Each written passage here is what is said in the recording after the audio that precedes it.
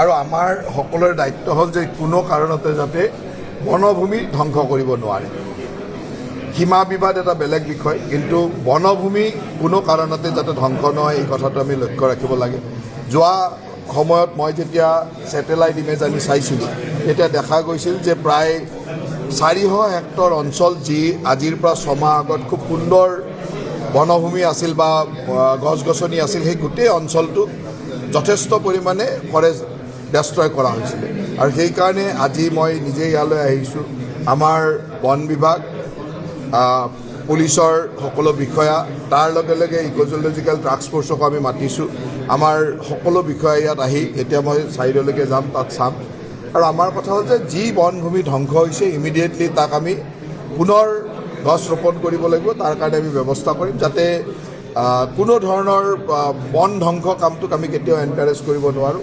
আৰু এয়া কেতিয়াও কোনো চৰকাৰেই নকৰে। তাত কিছু দুৰ্বৃত্ত, অৰুণাচলৰ ইফালৰ পৰা অহা কিছু দুৰ্বৃত্ত এই কামখিনি কৰিছে, কিন্তু তাৰ ওপৰত চৰকাৰ অত্যন্ত কঠোৰ হ'ব।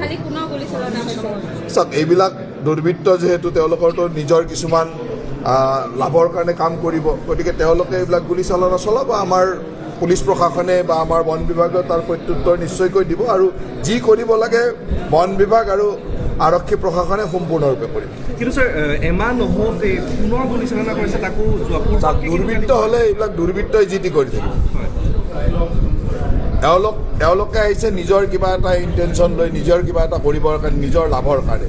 তেওঁলোকৰ লাভত যেতিয়া অসুবিধা হ'ব তেওঁলোকে বিভিন্ন কামেই কৰিব, কিন্তু সেই কথাটোলৈ আমি চাব লগা নাই। আমাৰ কথা হ'ল যে বন ধ্বংস আমি কৰিবলৈ নিদিওঁ, আৰু বন ধ্বংস কৰা মানুহৰ ওপৰত আমি কঠোৰ হ'ম।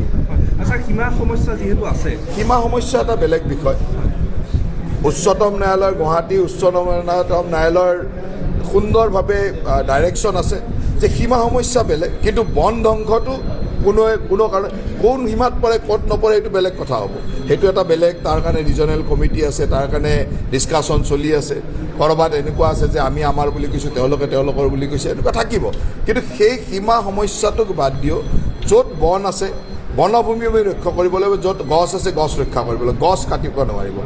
সীমা সমস্যা আছিল বুলি তাত গছ কাটি দিব, গছসমূহ ধ্বংস কৰিব, এইটো হ'ব নোৱাৰে। বৃহত্তৰ অঞ্চল এটা কিন্তু কাটি সম্পূৰ্ণৰূপে শেষ। সেইকাৰণে মই নিজে আহিছোঁ, আৰু আমাৰ বিভাগ, গৃহ বিভাগ আৰু বন বিভাগ, লগতে তাৰ লগত ছাপৰ্টিং যিখিনি প্ৰয়োজন হ'ব, সকলোৱে একেলগ হৈ আমি কামখিনি কৰিম।